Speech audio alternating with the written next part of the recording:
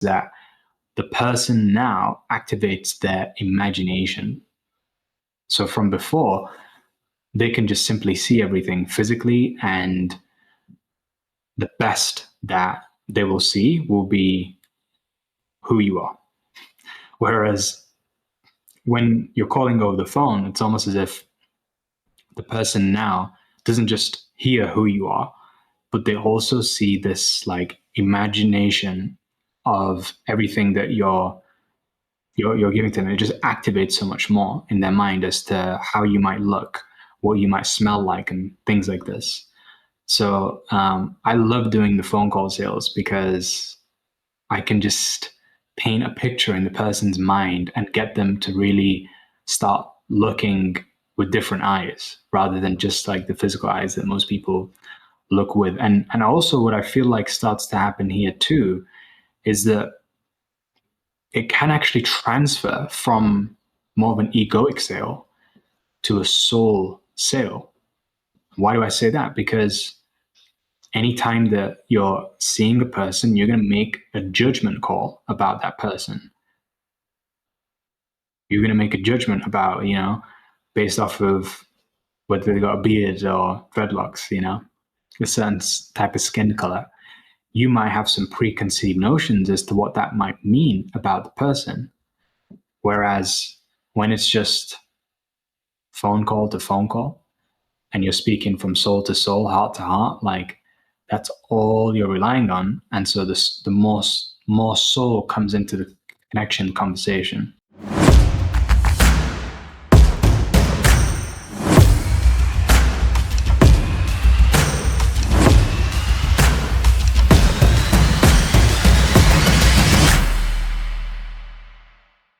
Yo, welcome back to Mo's Flow, the show where souls grow and hearts glow. And in today's episode, I want to be sharing with you a little bit more about something of which I personally felt from most recently and working with entrepreneurs, working with people who want to get into some sort of online business, is that out of all the skills that are truly going to help you to grow your business and start to solve most of the problems that you're incurring, it's not the skill of marketing, it's not the skill of having to do design or building, it's none of that stuff. But the fundamental skill is the skill of selling and sales. And so, what I've personally found by working with lots of people and having conversations is that I don't know why, but so many people just have a really negative mindset, perspective, and view around selling. And I remember coming into the whole world of online business and learning about sales from the very beginning. And what I'd say for myself is I was quite fortunate because my perception of sales was always something that I never saw as being negative because I never really had much money from before. So people never sold to me. And so because people never really sold to me, I didn't really buy stuff that often. Then it meant that I hadn't really had many experiences, which were these negative experiences. So when people were coming to me and saying things like, yeah, I've got this ick around sales, or I don't like salespeople, screwing their face and things like that, when you mentioned the word, I was genuinely confused because I personally hadn't experienced that. And even before going into the whole world of sales as well, like my initial impression of it was through what I'd seen in movies. I remember like one of the ones that came out around the time that I got into business was the movie The Wolf of Wall Street. So when I was watching that movie, like I kind of liked the whole um, the approach that they took with it, and that sales wasn't necessarily something that you were born with in terms of confidence, but I just loved seeing him train these people who were like um, from lawyers to doctors or guys that were quitting their jobs and then just learning sales and then being able to make money or make an income. I thought that was like one of the coolest things. Now, of course, like what they were doing in selling stuff that isn't necessarily truly valuable or life changing, personally, I've never resonated with doing anything like that, which is why any sales job that I've had in the past, where I was selling something that I personally didn't believe in, didn't have conviction in. As soon as that happened, like I remember one of the door to door sales jobs that I had, as soon as they started to shift things up and it no longer felt like this is something that's truly benefiting the people who are buying it, like I just had to quit. Because for me, what's always worked when I'm selling is not necessarily trying to manipulate or use psychological tactics and anything like this, adding on pressure. That's never been something that's ever been my style. Um, for me, what's worked is just really having conviction and then educating people around it. So I feel like there's different frames that you can learn within sales, but one of the main ones for myself that has really just worked super well for me is the frame of being that teacher, being that guide. Because the way that I view it is that all I'm doing is I'm guiding the person from where they are right now to ideally where they want to be. And the product that I'm offering is just really the thing that will help them get there either faster, it will help them get them there like more likely, or easier. So for me, like if you're watching this right now and you're struggling with sales, I'd say the first place that you want to start is by looking at your internal conviction. Because as soon as you come from this energy of like having to convince people, then it's already going to be something that's upstream. But ideally, you want to be moving downstream and in flow with everything that you're doing. So rather than trying to convince, it's about having conviction, having that inner belief, because I believe that 95% of success within sales comes from the mindset, whereas 5% is the skills. Now, the skills I'll teach you as well towards the end of this video, but I always focus on the mindset more than anything. And people wonder why, but it is genuinely the 95% of success. So if 95% is the mindset, like one of the core components of it is looking at your own conviction that you have. Now, it's not just about having conviction in your own product. You have to have conviction in many different areas. And this is actually something that I learned quite recently, which you're going to love, which is everybody in sales like talks about you got to have this enthusiasm, but people don't actually know what that means. So the thing about enthusiasm is that enthusiasm is what represents the state that you're operating from. It's not about like being all excited and talking fast and any of this. That's actually going to put a person off more than anything. It's actually going to make them feel pressured into doing something they don't want to do, and nobody wants to buy like that anymore. That's what will trigger resistance. We call it sales resistance. As soon as you start triggering sales resistance, then it's never going to feel like flow for you or the other person. But when you do this process really well in terms of how you can persuade a person, it always feels like both you and them are in this flow state, and you actually want to continue the sales process for as long as possible. When the sales resistance, both you and the buyer want to bring the sales process to a close. So if you've ever had that experience yourself where you've been that person who's going to a buying experience, you'll know that either you want to get off the phone with a person because you experience resistance, or you'll want to quickly buy something because again you're experiencing resistance and you just want to get rid of that pain somehow, right? But when you have an experience where you experience the most flow throughout, like you just want to continue on the conversation, you never want this to end. That's how it feels. So when you actually look at what sales truly means, the definition of sales is probably not what you think. I ask this question to people all the time when I was doing trainings within my business or just asking people in general, what do you think the word sales means?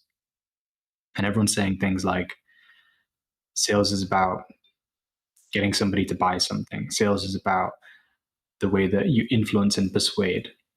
Sure, those are representative of sales, but the truest definition of what sales is will show you why it's so important to learn this as a skill, to learn this as an art. Because for me, sales is life, right? And you understand this when you understand what sales really is. Because what sales is sales is simply an exchange of energy. That's it. Sales is just an exchange of energy. And when you look at fundamentally what this universe consists of at the most microscopic level, the universe is just energy. We are not physical beings, we are energy beings living in a physical universe, in a physical body that navigates us through as this vehicle takes us through life in this physical body, but as energy. So knowing that, it's like, okay, the skill of energy exchange, that has to be important, wouldn't you think? In a universe that's full of energy, where everyone is energy and everything is. This is how people don't necessarily see it. And it's evident because one thing that I would say about sales as well is that, like, you don't have to even learn sales to be good at sales. It's one of those unique skills where I'm not saying that you have to be born with this like natural talent and gift. What I'm actually saying is that for sales, I personally believe that everybody is always selling or being sold. And if you're being sold, then you're also participating in the process of selling yourself.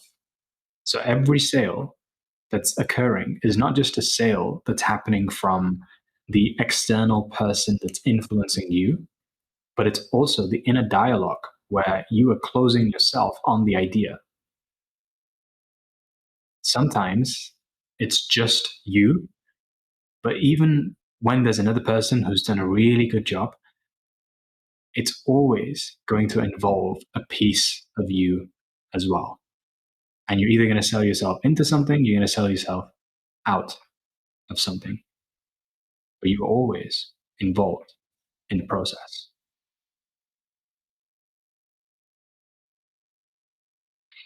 So, yeah, my personal recommendation for anyone who is wanting to get better at learning sales is, rather than trying to like read all the sales books, which is what I did, it's rather than trying to like go and get all the skills and experiences in a job, which again is what I did.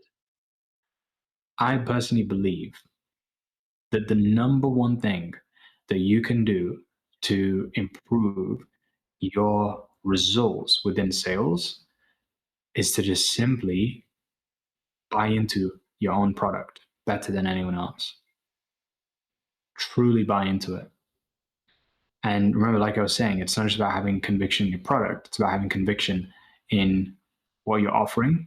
It's about having conviction in the company that you're standing by. It's about having conviction in yourself as a salesperson, in your character, in your results, in your proficiency, in your personality. It's about having conviction in all of these things. And then when you build this certainty and conviction in all of these areas, now everything that you have to say to a person becomes effortless in terms of how you share it. You move from having to need a script all the time, having to like, rely on a framework, to just saying whatever you want to say in the moment. That's the biggest shift that starts to happen between an amateur salesperson and a veteran. The only real difference is conviction. And again, like I said, this is not something of which people have to really go to a school to learn about, or a university.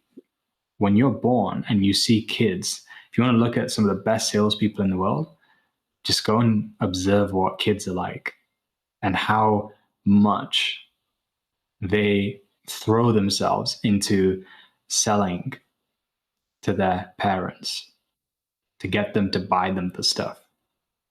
They're so good at it. And part of that reason why is because they simply rely on conviction. That's their whole focus. And the more that you can have all of this build up within your heart of the conviction, of the care that you have around something as well. Because I'd say conviction is one thing, but care is a really key component within sales. See, a lot of salespeople get into sales because they care a lot about money. They care a lot about what status can give them power, like all these things that are going to feed the ego, which again is like one of the reasons for why I think sales has had like a really bad reputation, is because of the culture where ego has been tolerated just for the sake of pursuing more revenue and money. Whereas in its essence, sales is a beautiful thing when it's done with soul, when it's actually done for the service of the people who are actually involved. But when it's done from this egoic place of trying to manufacture an outcome, like that's where things start to go south. But when sales is done from purity and soul, then it's a whole different ballgame. And one of the big differences is care. How much you care about not necessarily the money or the things that the sale can get you, but what you care about is what you can actually give to the person who you're selling to.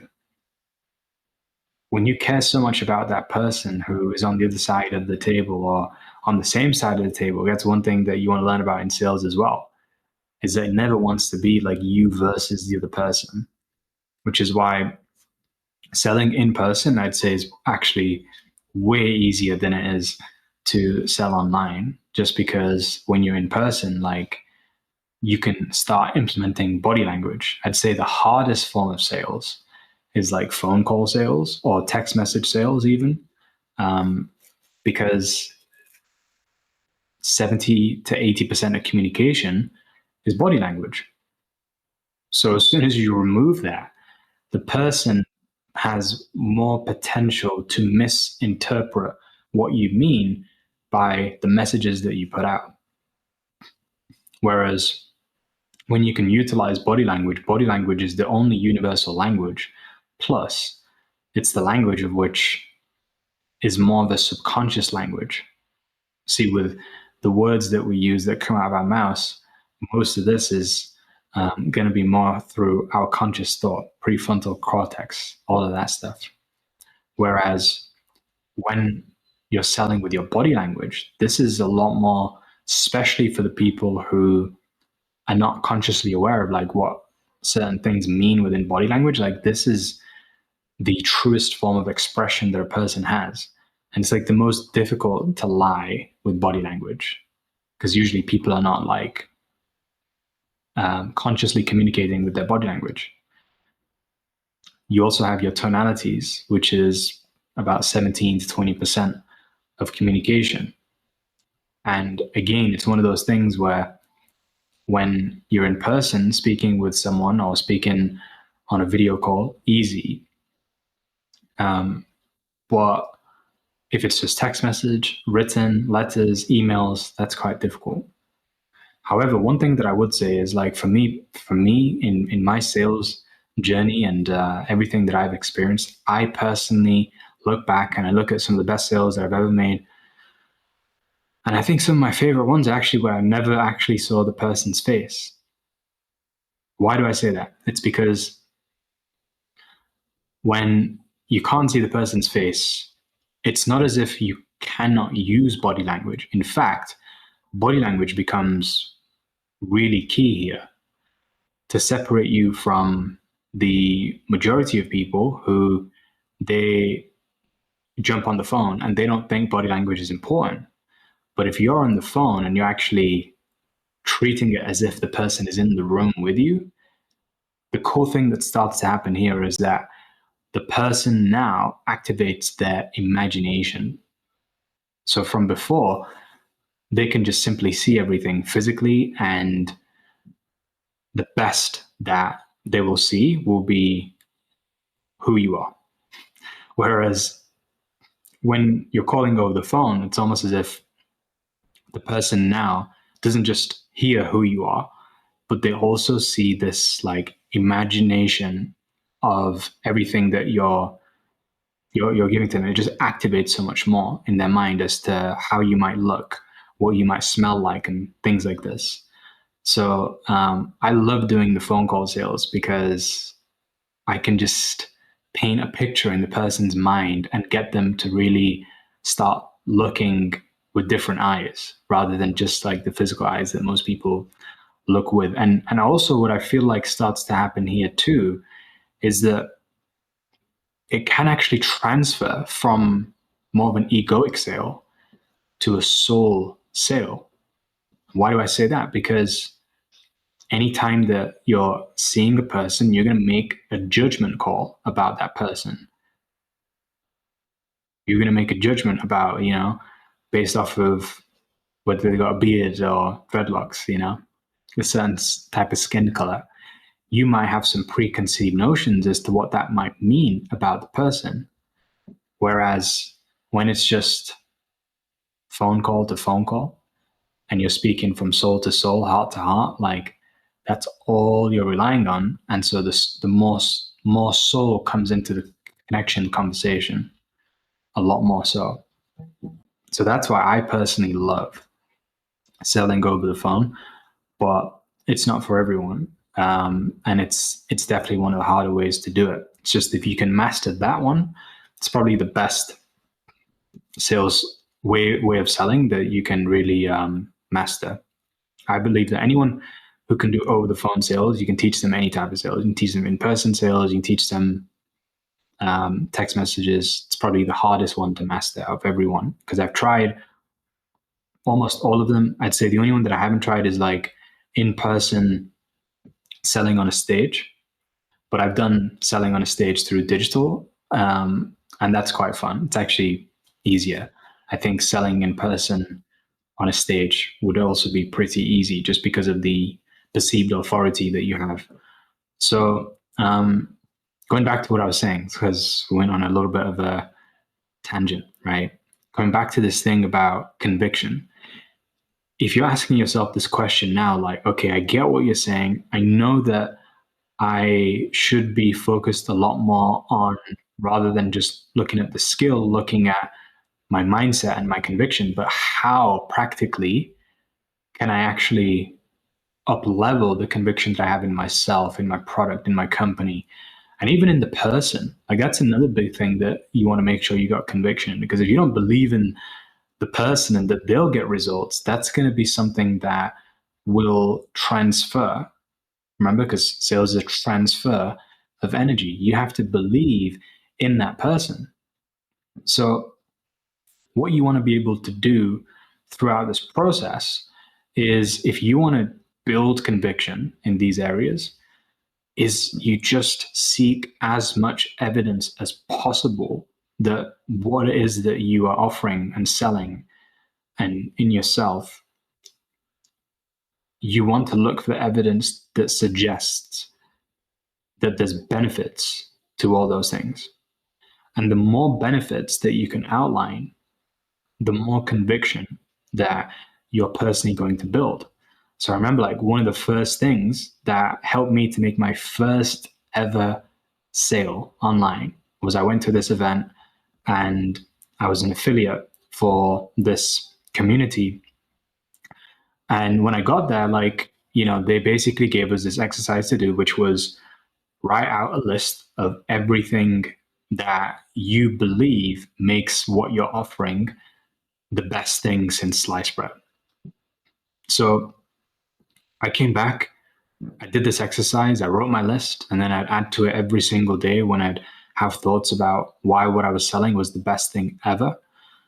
And as soon as I did that, like I barely had any sales experience or knowledge, didn't really read many books or get taught in a company. I just picked up the phone, first person I spoke to, I just had that much conviction in what I was offering that when I said the price, they just bought it straight away. And that's the power of that. Like you can't make this stuff up. So if you're thinking to yourself right now, okay, well, I feel like I have conviction in my product, my opportunity, my company. What you want to be asking yourself is, where do you feel like there's a gap in conviction?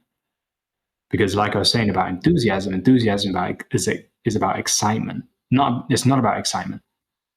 What enthusiasm translates to, when you look back into the etymology, is that it translates into enthusos, which means the God state, right? So when you're entering into this God state, it's where you're essentially the one who has come into that place of flow, and the enthusiasm doesn't have to be like the loudest. It's just so much conviction that is felt and that energy that's being transferred, right? So when you even look at the end of the word enthusiasm, it's IASM. And the acronym for that is I am sold myself.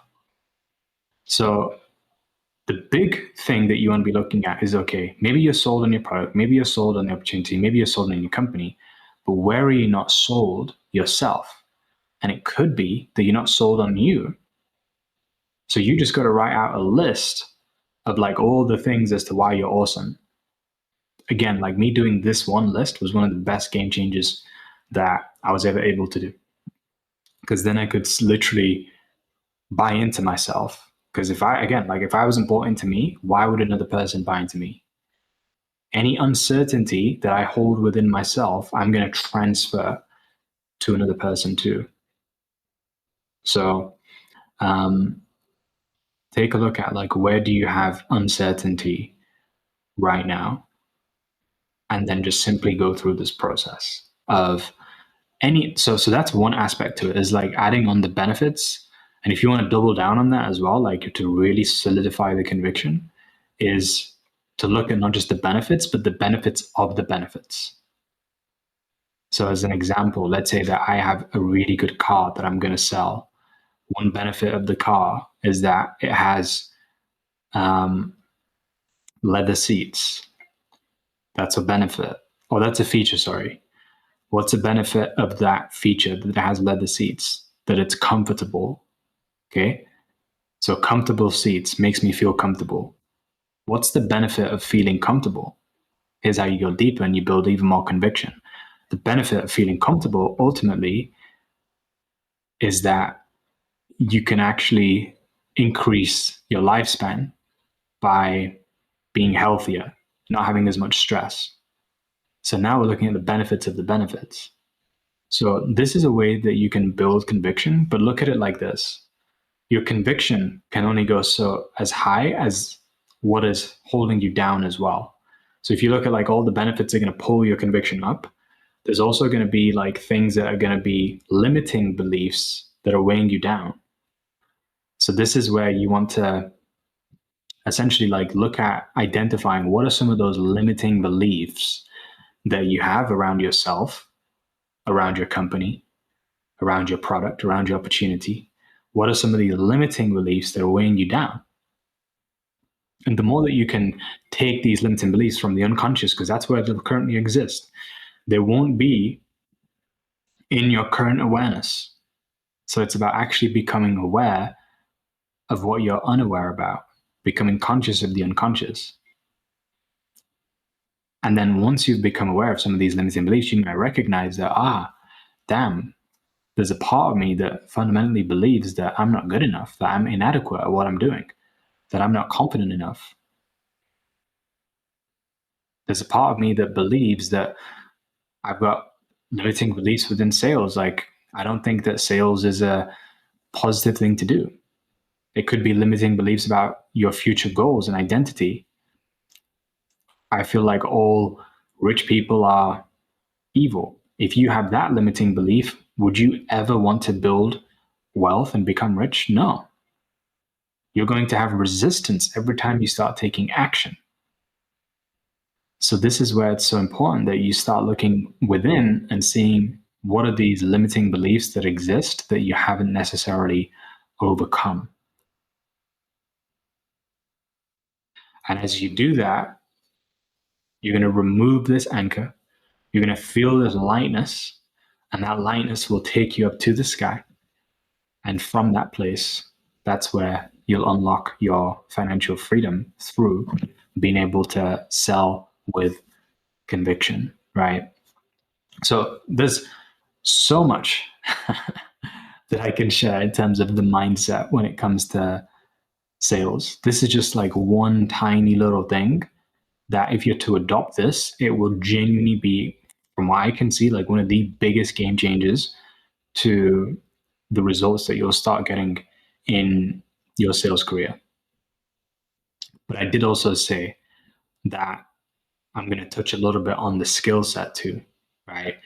So I was thinking about this earlier on today and just reflecting on how many frameworks and how many scripts and how many different ways that I've seen people open a sale, close a sale, and being able to like really choose for me, like which one I wanted to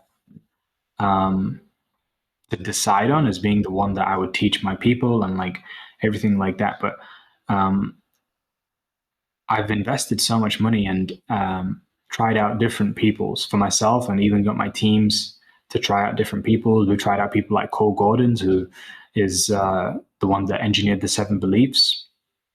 And that framework is an incredible framework that I think works really, really well for anyone who's getting into sales. And it's obviously done well for his companies, as they've got like, tens of millions in proof.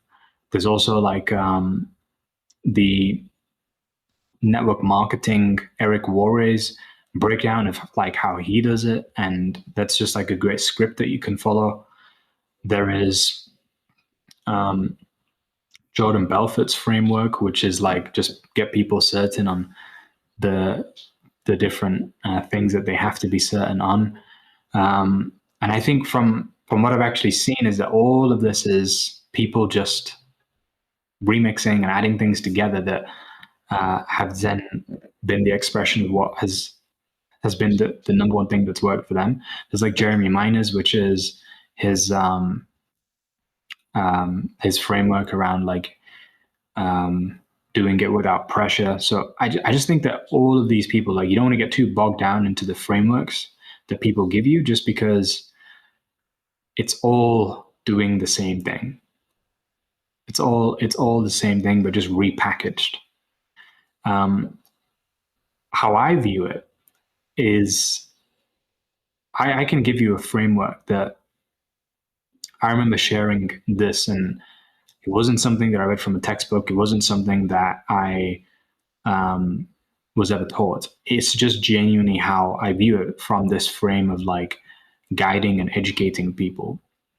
So the main way that I approach it whenever I'm actually having a conversation with someone is just literally to look at where they are right now in terms of their level of awareness, and how can I get them to a point where they can see it the way that I see it. That's it. It's like all I'm looking for is to see, what do your eyes see right now? Like, what's your current perspective, and how can you see things from my lens? And that's it. That's all I'm looking for. So when I'm talking about my lens and their lens, what I'm saying is that there's discrepancy in awareness. So if you don't already know, there's 5 levels of awareness, where we start off, and the lowest level is where a person is unaware. And when you're unaware, you know nothing. You think you know everything. You might have arrogance, but the maximum level of awareness that you have is ignorance. You just don't know what you don't know. And ideally, whenever we're educating a person, is that we want to actually bring them to ignorance from arrogance. Because if a person is arrogant, they actually believe that they know all already and they become unteachable. When they become ignorant, they're admitting that they don't know something, which is great. So what we're doing here is that like we're actually trying to take someone from being unaware to becoming what we call pain aware. And so pain aware is where a person can acknowledge that like, yeah, there's something wrong. Something doesn't feel right. Something could be better. I do have a goal. I'm not at that goal yet. I would like more. I have a desire. Second level of awareness, which is the pain awareness. So pain awareness is where a person really starts waking up, having their awakening, realizing that they're in a painful situation. But what they don't know is they don't know what their actual problem is. So if you have a pain, but you don't know what your problem is, you cannot be given a solution. So in sales, like what we're doing is we're just letting people know, like, you know, what is their problem first, which is why sometimes like some of the best sales that I've ever made has just come from me telling a person straight, like, you know, you have a problem here. If someone is coming to the gym and they need a personal training program, before I give them a personal training program, like, you are overweight, like you are someone who, like, one of the things that we would always do was we'd put them onto a scanner and it would like show them where the fat was. And if they had like visceral fat, which is fat around your organs, we'd just tell them straight, like, you've got the visceral fat of a person that's like 80 years old and maybe like they're 20 or 30. And as soon as somebody gets that shock, that allows them to become clear about what the problem is.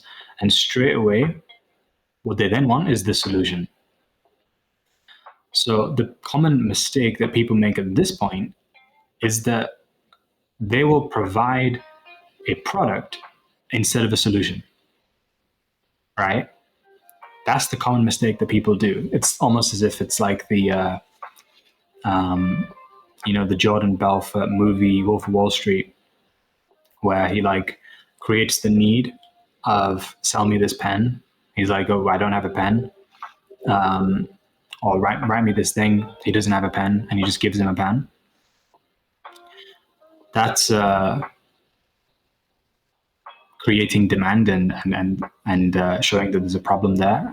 I can see that it's very much of a, it's okay in transactional sales, but anything where a person is going through a transformational sales process that requires more education and awareness development, like they need to have more of a breakdown as to what the solution really is. So to make somebody the most aware when it comes to solution awareness is to actually give them like all the different options that are available with what's on offer. So one of the ways that I used to do it, for example, with regards to business, was I was like, look, there's only 3 types of ways that you can do your business. You can either do it yourself, you can do it with people, or you can have it done for you. That's practically it. And then what I would do is I would actually run through the advantages and disadvantages of each one. Why would I do that? The reason why is because, again, like most amateur, or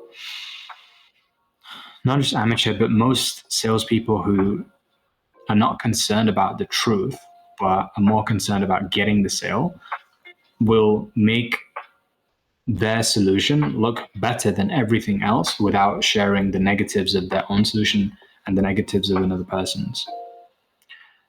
that is concealing the truth. That's not what comes across as somebody who's convicted. Like, imagine being so convicted in yourself that when you're going into a relationship with another person or you're getting married, you're so confident that who you're with will like you for who you are, will love you for all the parts of who you are, that you start off with the negatives. You start off with like, I'm a terrible listener. Like, I only like to watch movies. I don't like to watch TV. Like, I will never cook myself. Like, you just start listing off all the things that is the negatives, but the person isn't running away. Why? Because you're convicted that if it's the right person, then they'll buy into you. It's the same thing with conviction that you have in your product. If you just start selling the negatives of your product, or not even the product, but negatives of the solution, and the person's like, but that actually sounds like something I would want. Then when you start selling the benefits, they're like, whoa, this is so for me, it's great. But they won't feel as though you're trying to get them somehow. And if you want to learn more about this in terms of the science of how this works, I highly recommend reading a book called The Transparency Sale, right? In The Transparency Sale, they talk a lot about how the human brain is so important to understand when it comes to selling, because now it's a lot more about just making sure that a person doesn't enter into this place of resistance, which can get triggered by overselling something and by focusing primarily on the benefits more than sharing the negatives, right? So when I'm looking at taking somebody through solution awareness, like I've said, I give them the options. There's the option of DIY, DWI, DFY. That's just one example of doing that. But one thing that people miss out on with solution awareness is that you also want to be giving people what would be the option if you did nothing, because that's an option. And you want to educate them on the negatives and the positives of doing that. And so ideally what should happen through those main solutions is that it should look like, when you add up the positives, you add up the negatives, your solution is just greater than everything else. So this is why, like, you have to be sold yourself, because if you haven't done this work of looking at all the negatives of your own product, your own self, your own solution, you haven't got conviction. That's the real. So I remember, like, back when I first got into like network marketing, and I remember like not having real conviction. People could sense it, because every time they'd throw in an objection, like, oh, is this a pyramid scheme? Is this one of those MLMs? Is this like Amway? Is this like, one of those things you have to sell to friends and family? And every time they'd say this stuff, I'd get like a personal attack that I'd feel, because I'd like not prepared myself with even knowing what the negatives were. But the one thing that was the biggest game changer for me was when I stopped trying to avoid looking at the negatives, and I just went towards them. And I bought like a couple of books around reading around Ponzi schemes, reading around like pyramid schemes, and like just gaining more information on the negatives than most of the people who were trying to project something at me had information on themselves. Because then at least I knew what my enemy was, and I also knew the truth about what I was offering, because the truth is never going to be all one-sided. The truth is going to be something that's balanced. So yeah, like that's one of the important things that I would highly recommend having a shift of when it comes to becoming this expert in sales. Is, again, when you're going from that educational approach, the educator and the teacher is not concerned about making the sale. They're concerned about educating the person by giving them the truth. So don't hide behind your flaws and negatives of your solution, own them. But just know that those negatives are going to be aligned with the right person. So like right now, like one of the things that I'm doing a lot of is whenever I'm selling my opportunity, I'm like owning the fact that, listen, you're going to have to make sacrifices. That's probably the biggest negative. Like, you got to make a sacrifice. Are you willing to do that or not? If not, then buy.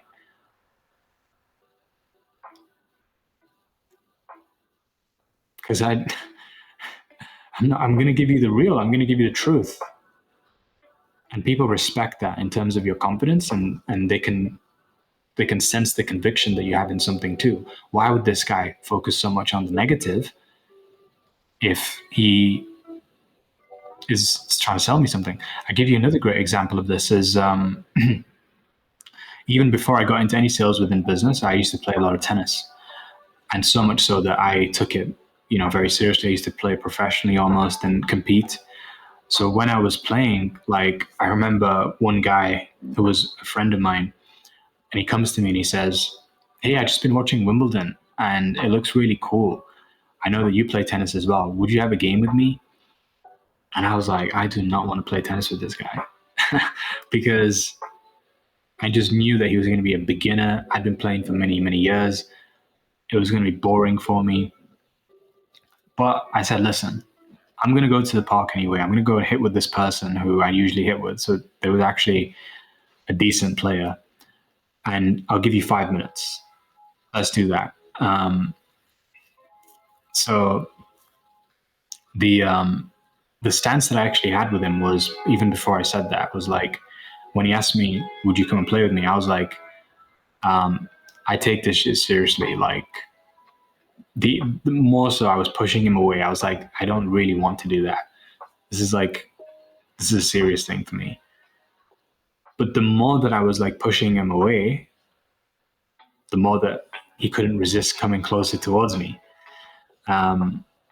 So what I'm basically sharing here is, it's like, even before I went into sales or anything like that, I knew this concept of what we call the reverse sell, or you may have heard of it in psychology, the reverse psychology, where by doing the opposite of what it seems like you're doing, or it seems like doing the opposite of what your intention is, you end up actually getting the result. So rather than trying to focus on like, this is why my thing is so good and everything like that, if you just focused on owning the parts of what your solution are that are not good, people will respect that.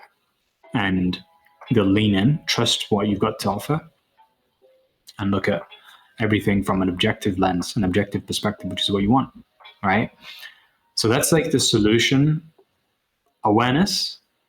And then above solution awareness, now you've got product awareness, of which, if somebody is fully educated and understands all the different options that exist, negatives, positives of every single one, by the time that they get to the product, they're going to be like, well, damn, this is a no-brainer, because you've educated me on what the ideal solution should be.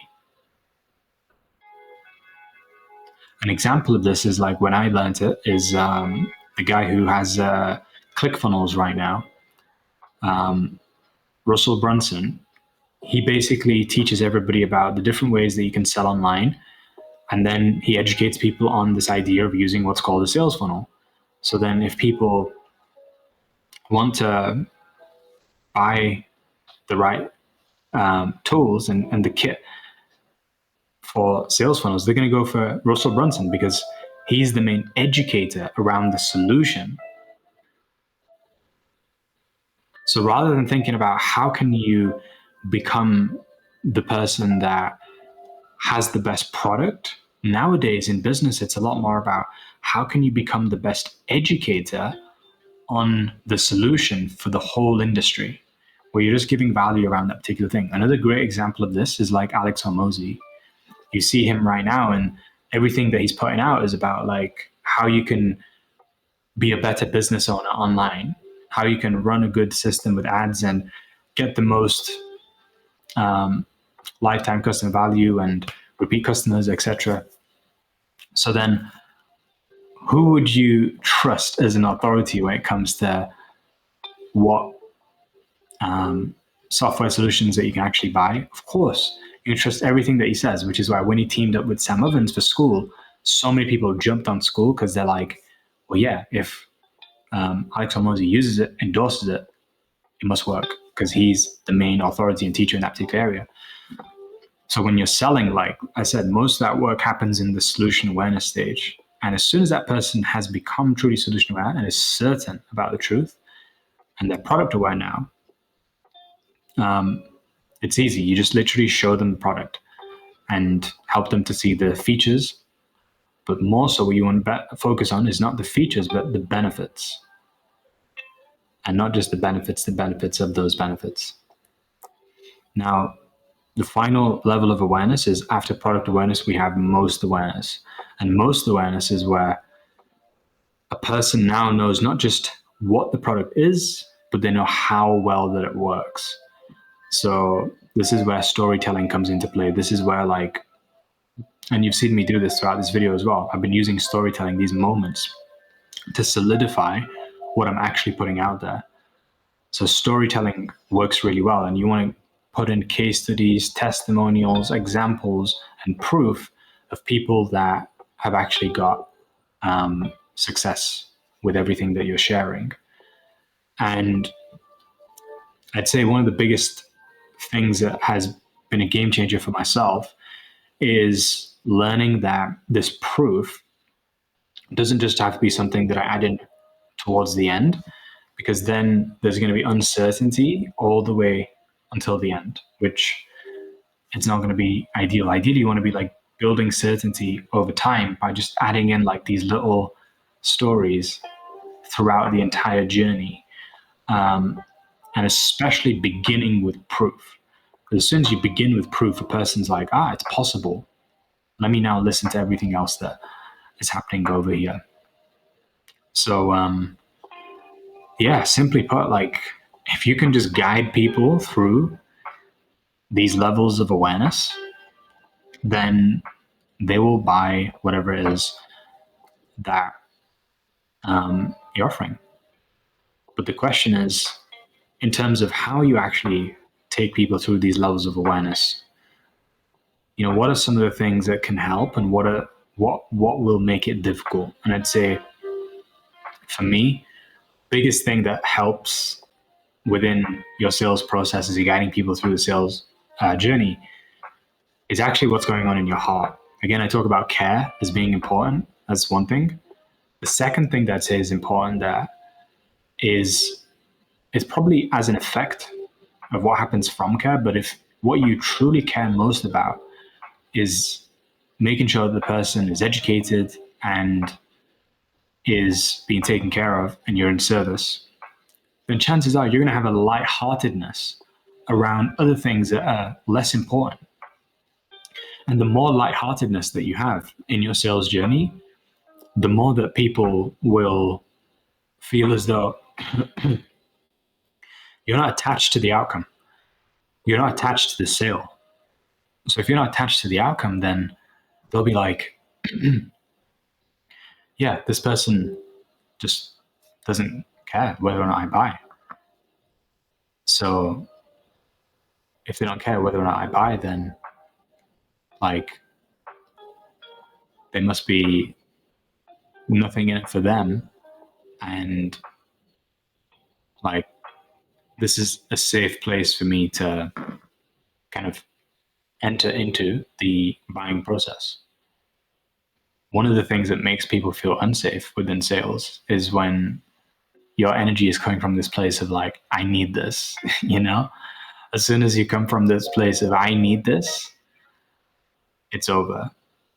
So that takes us to, again, like another mindset shift that you've got to have within sales is like, you have to be able to shift from scarcity to abundance, which is why, like, when you see people earning a lot of money within sales, as soon as people start earning money, they start to become better salespeople.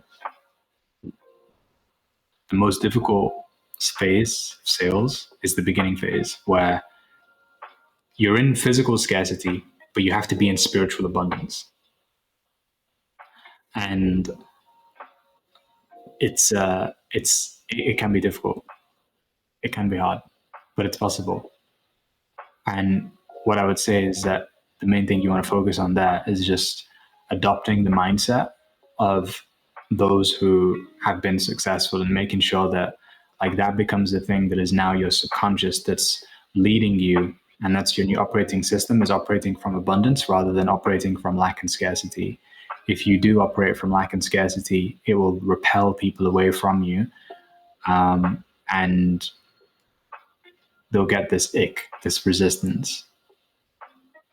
Abundance is like overflow, we don't need this. We want this to happen. It's not to say like you want to act as though you don't care at all about the person. You want to fully care about the person, but not so much from a dependency, neediness space, more from a, no, this is a healthy desire and expression that I have to change your life and see you win.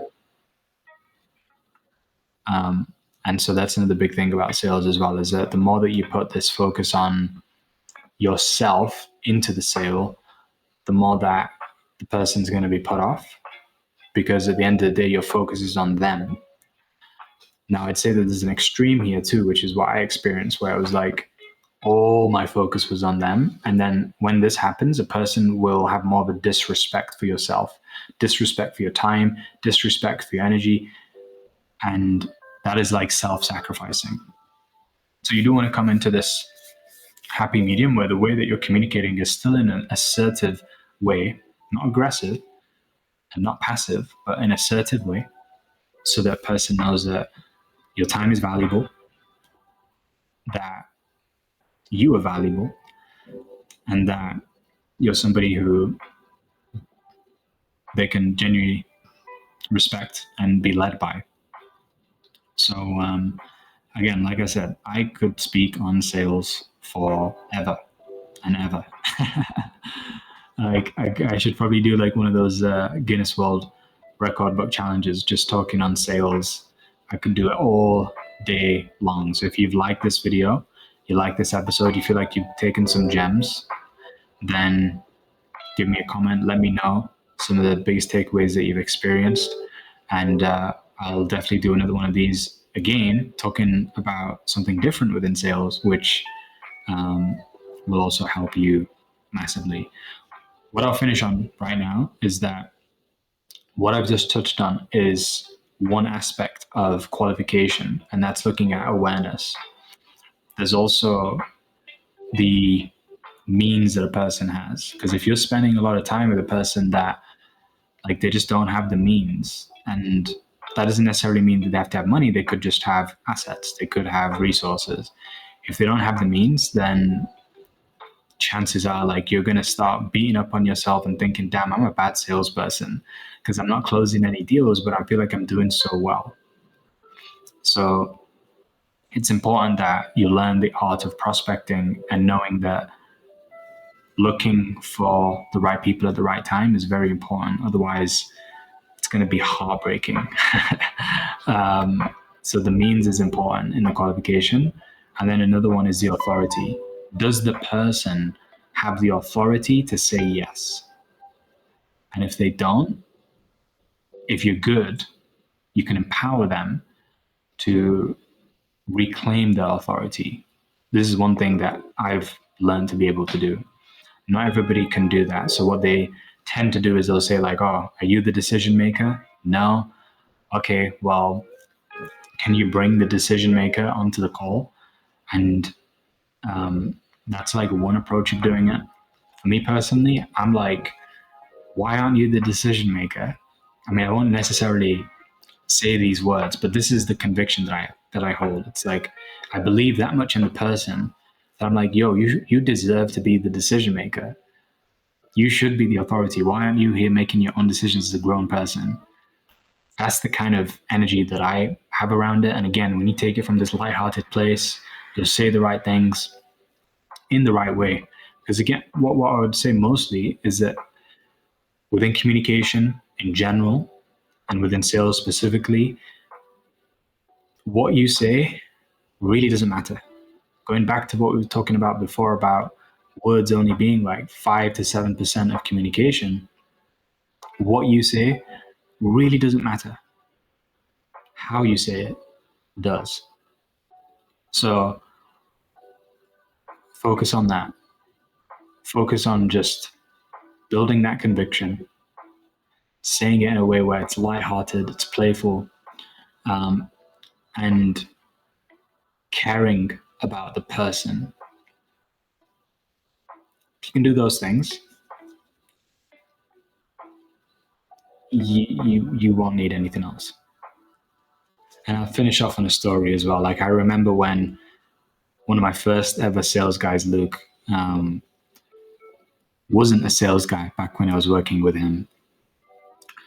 He just came on board and I got him to focus on marketing. So he was putting out videos on TikTok. And back then he wasn't really getting that much traction from his TikTok page, but he said that he wanted to jump into it and learn that particular skill.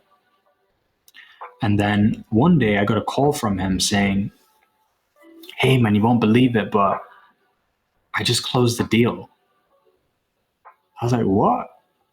He closed the deal, and I was genuinely like confused because I was there working with my sales team and like trying to get them to close the deal. It was just impossible. I had to close all their deals for them, and it took me weeks to even get them to that stage where they could book people into appointments with me. This guy just jumped on the phone with the first person he ever got in contact with, and he said he closed the deal.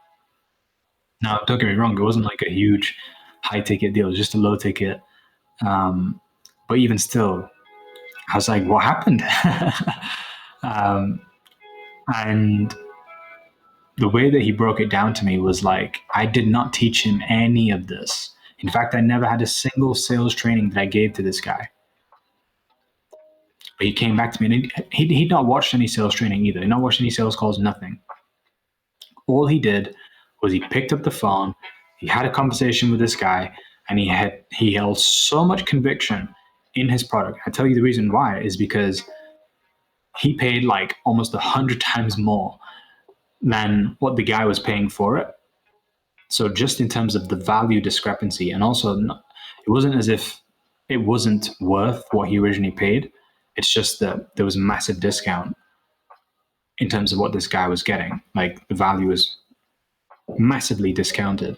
So when he jumped on the phone, he was like so convicted and said, if you think this is expensive, you have no freaking idea what I've had to invest to get the results that I've got right now. You are one lucky son of a bitch if you can get it for this amount. It's never going to stay at that price forever. So get yourself in, pull out your credit card, and jump in. And as I'm hearing this over the phone, I'm like, I love the confidence. It's probably not what I would teach somebody if I gave them a script or anything like that, but I love the confidence and this conviction. This is not something that you develop from trying to engineer the words of what to say. That comes from pure heart, conviction, care, compassion, love, and just believing so much in what it is that you have to offer. So another thing that you can do, if you feel as though just writing down benefits as to what you got to offer and cutting out limiting beliefs isn't enough, go into ChatGPT and ask ChatGPT something like, how can I increase my conviction?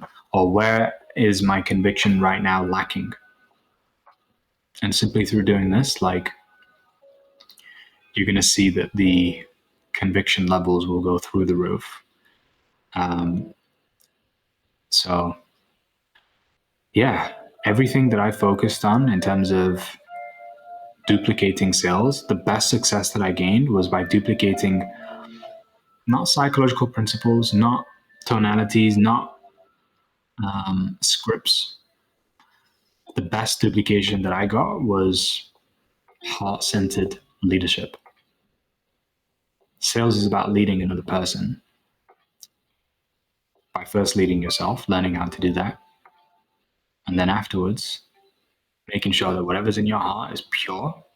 You have pure intentions, you genuinely care, you have real conviction, and you share that conviction.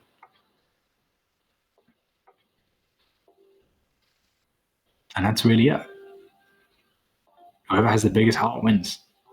The biggest, cleanest heart wins every single time. So that's a sales training that you've never heard of before, but these are going to be great. And if this lands for you, it might be something that your nervous system is resisting right now. It's like, yo, but I want there to be more. I want you to give me like the openers, the rebuttals, the objection handlers, and stuff like that. Like, you don't need them. Nowhere near as much as you got to have the conviction and the care and the love in your heart. If you don't believe me, you should read the OG book by OG Mandino, The Greatest Salesman in the World. I personally think that in a person's sales career, it's like you've got your sales career prior to The Greatest Salesman in the World, reading that, and the sales career that happens after reading The Greatest Salesman in the World. And every single time when I've seen a person read that book and go through the transition, it's like massive awakening happens and things become so effortless and easy with their sales journey. So there you go. A lot of takeaways that I'm sure you can grab from this video. And it's been fun. Till next time, I'll see you again. Peace and love from Mo.